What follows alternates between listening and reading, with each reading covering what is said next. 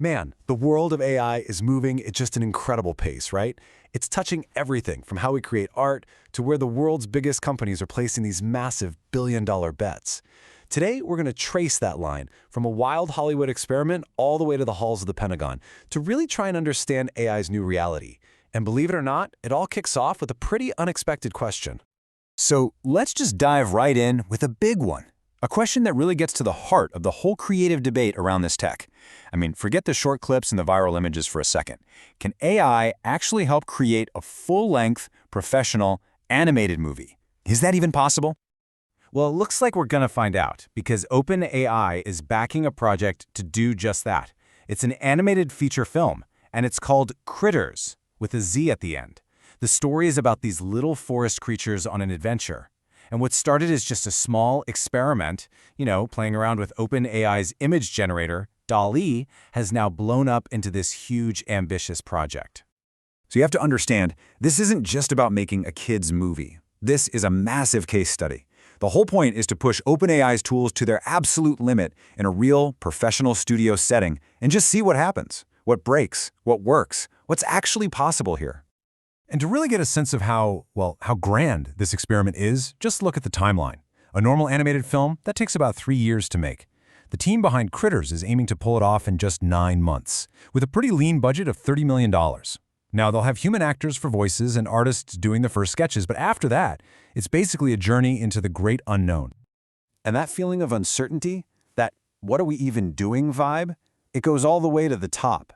The co-founder of the production studio, James Richardson, flat out admits he's never been in this situation before.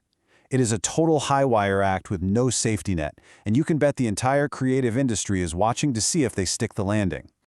And here is the absolute crux of it. For this whole thing to be a success, it can't just be a gimmick. As investor Hirsch Desai points out, the movie has to be good. Just a good movie. The audience isn't going to care what tools you used if the story stinks. The real victory here would be proving that AI can be a tool that empowers artists, not one that just replaces them.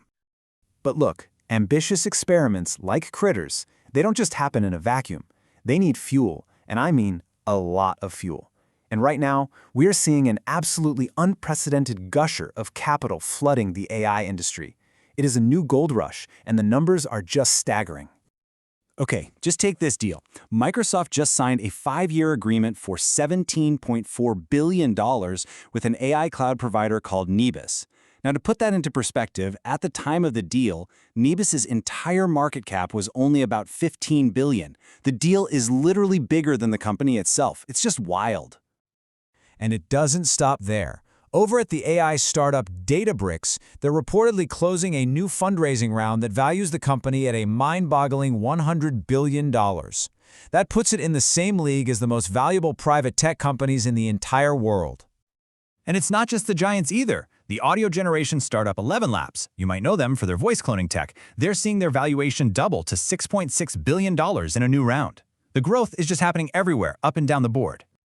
Now, whatever you see numbers this big, the first word that pops into your head is bubble, right? People start worrying that these are just cash-burning machines with no real plan for making money. But the data seems to be telling a very different story.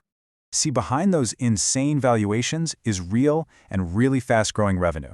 Databricks is already pulling in $4 billion in annualized revenue, and $1 billion of that is from their AI products. And they're profitable. 11 Labs, they expect to top $300 million in recurring revenue by the end of the year, with their enterprise business growing over 200%. So the key takeaway here is that there is a very real, very fast-growing business model powering all of this. Okay, so you've got this explosive growth in creative power. You've got this explosive growth in financial might. You knew this was coming, right? The question of control. How in the world do you regulate a technology that is evolving this fast? Well, policymakers are finally starting to try and build some guardrails for this new era. Over in California, which is really the heart of the tech industry, it's been a bit of a tug of war. A big AI safety bill, SB 1047, actually got passed last year, but then it was vetoed by the governor. So now, a new bill, SB 53, is on the table, and it's trying to find some kind of middle ground that even major AI labs are starting to cautiously get behind. And the focus of this new bill is razor sharp. It is aimed squarely at preventing what it calls catastrophic risk. And this isn't about AI taking your job or writing a bad movie script.